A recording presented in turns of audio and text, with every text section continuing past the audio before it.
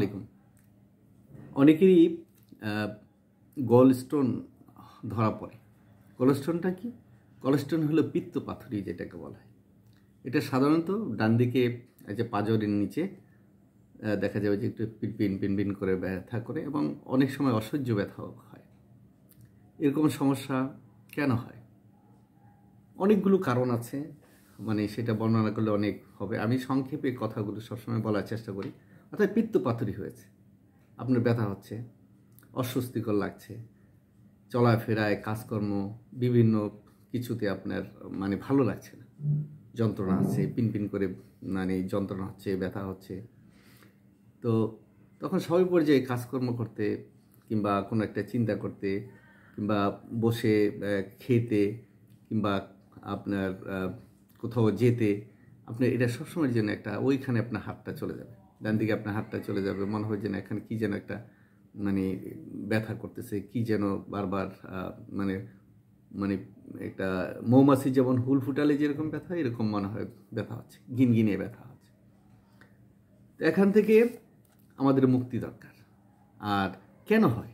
কেন? অনেকগুলো কারণে। আমার খাওয়া দাওয়ার দোষে হয়, তবে সাধারণত আমি দেখেছি, যতগুলো রোগীর মধ্যে দেখেছি, সাধারণত যারা একটু ফাস্টফুড কিংবা মাংস জাতীয় জিনিস বেশি খায়, ভাজা পোড়া বেশি খায়, তৈলাক্ত জিনিস বেশি খায়, তাদেরই সাধারণত আমি দেখেছি যে এই গলব্লাডার যে স্টোন অর্থাৎ পিত্তে যে পাথরই হয় সেটা। আর এই পিত্ত কিন্তু পিত্তপাথরই যদি আপনার না থাকে তাহলে যে খুব একটা মেজর সমস্যা তা না, কিন্তু তারপরে এটা একটা অঙ্গ। এটা কিন্তু এই পিত্তপাথরী, এই পিত্তটা কিন্তু আমরা যে খাই একটা এনজাইম তৈরি করে খাদ্যটাকে সে সুন্দরভাবে সুষমভাবে সে এটা হজম করানোর কাজে লাগে, যার জন্য এটা একটা জরুরি বিষয়ও। যদিও অনেকে হয়তো দেখা যায় যদি বেশি হয় তাহলে এই পিত্তপাথরী পিত্তথলি অনেক সময় রিমুভ করে দেয়, যেমন টনসিল অনেক সময় রিমুভ করে দেয়, কিন্তু তারপর এটা দরকার আছে। আবার যদি ফেলে দেওয়া হয় খুব একটা যে ক্ষতি হয় তা না, তবে স্বাভাবিক পর্যায়ে ফেলে দেওয়ার পরে একটা যেটা হবে সেটা হলো যে আপনার হজম ক্রিয়া অনেকটা ক্ষতিগ্রস্ত হয় এটা। তবে এখন এই পিত্তপাথরী অপসারণের জন্য অ্যালোপ্যাথিতেও খুব সুন্দর ব্যবস্থা আছে। স্টোন ক্রাশ করে, অর্থাৎ উপরে সামান্য একটু ছিদ্র করে ভিতরে ঢুকানো হয়, তারপর এটা ক্রাশ করে দেয়, অর্থাৎ চূর্ণ করে দেয়, পরে এটা বের হয়ে যায়। আবার অনেক সময় অপারেশন করে বের করে নিয়ে যাওয়া যায়। তবে আমাদের হোমিওপ্যাথিতে আসলে অপারেশন কিংবা ওই রকম কিছু প্রয়োজন পড়ে না। আমরা কিছু ওষুধ দিই, সেই ওষুধের কারণে যে পিত্তে যে পাথর হয় সেই পাথরগুলো আমরা আস্তে আস্তে আস্তে এটা গলায় দিতে পারে, এটাকে বেনিশ করে দিতে পারে।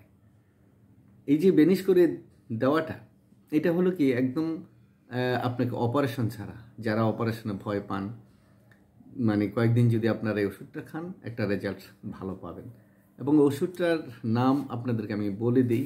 এর মধ্যে অনেকে অনেক ওষুধই ব্যবহার করবে, কারণ রুগী ভেদে আমরা বারবারই একটা কথা বলি, রুগী ভেদে কিন্তু হোমিও এক একজনের এক এক রকমের ওষুধ লাগে। যেমন মনে করেন যে চায়না তালা দেখতে একই রকম, চাবিও দেখতে একই রকম, তালাও দেখতে একই রকম, কিন্তু একটার চাবি আরেকটা লাগে না। ঠিক হোমিওপ্যাথিটা এরকম, যে একটু কমন ওষুধ আসলে নেই। আর আমরা সবসময় বলি যে আমরা রোগের চিকিৎসা করি না, রোগীর চিকিৎসা। রোগীর চিকিৎসা করা মানে হলো রোগীর স্বভাব, তাসির, খাওয়া দাওয়া, আচরণ, চলাফেরা, পেশা কী, তারপর পূর্বপুরুষের কোনো সমস্যা আছে, কী ধরনের খায় দায়, টক ভালো না মিষ্টি ভালো, গরম ভালো না ঠান্ডা ভালো, এই সমস্ত নানান কিছু আমরা কিন্তু চিন্তা করি, কিন্তু এই ওষুধটা নির্বাচন করি। তারপরেও আমি একটি ওষুধের কথা আমি বলছি, সেটা হলো চিউন্যান্থাস ভার্জিনিকা। এই ওষুধটা মাদার টিংচার যদি আপনারা 10 ফোঁটা করে দিনে 3 বার খান, খুব স্বল্প সময়ের মধ্যে হয়তো দেখা যাবে যে সপ্তাহখানেকের মধ্যে আপনার স্টোনটা ক্রাশ হয়ে যাবে, অর্থাৎ গলে চলে যাবে। তাই একটু চেষ্টা করে দেখতে পারেন অপারেশন হওয়ার আগে, এবং একজন ভালো ডাক্তারের পরামর্শ নিতে পারেন। এটা আপনাদের অনেক কাজে লাগে। ধন্যবাদ।